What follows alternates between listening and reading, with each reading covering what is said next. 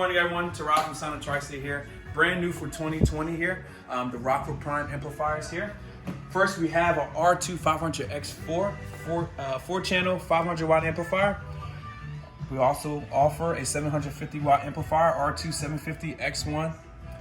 We have a 4-channel here, R2-1200X4, and then our mini, little small 500-watt amplifier, R2-1200X1.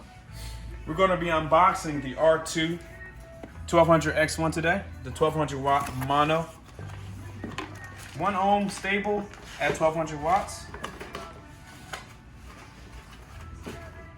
Okay, so we have the R2-1200X1 here.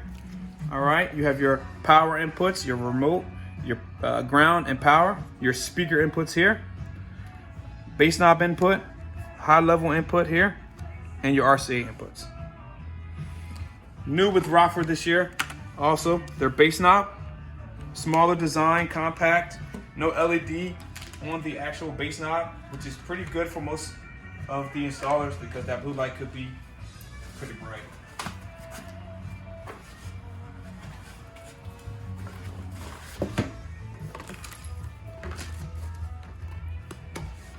Price sheet there.